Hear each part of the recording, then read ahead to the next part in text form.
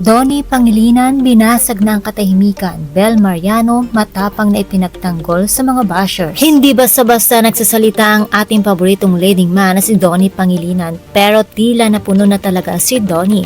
Sa gitna ng kanyang bakasyon sa ibang bansa, isang serye ng tweets ang pinakawala ni Donnie para depensahan ang kanyang screen partner na si Bel Mariano at para pagsabihan ang mga toxic fans. Sa gitna ng kanyang bakasyon sa ibang bansa, hindi na nakapagpigil ang kapamilya heartthrob na si Donnie Pangilinan na basagin ang kanyang katahimikan tungkol sa lumalalang online hates at toxic na pagkukumpara sa mga artista. Sa isang serye na matatapang na tweets, diretsahang nakiusap si Donnie na itigil na ang pagpapakalat ng negatibo dahil may mas mahalagang isyu na kinakaharap ang bansa.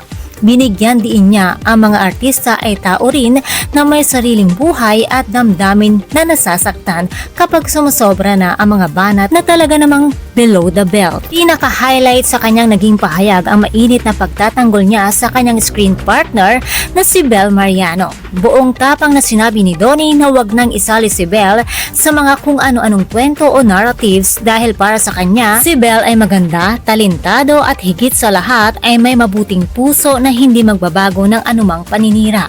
Nilinaw din niya ang issue tungkol sa dinner nila Shuvi kung saan inamin niyang nagulat siya sa pagkalat ng mga video dahil ang akala lamang niya ay isang private at intimate na pagtitipon lamang ito. At sa huli, nagbigay ng ultimatum si Donnie sa mga fans na mahilig sa clout at pambabash.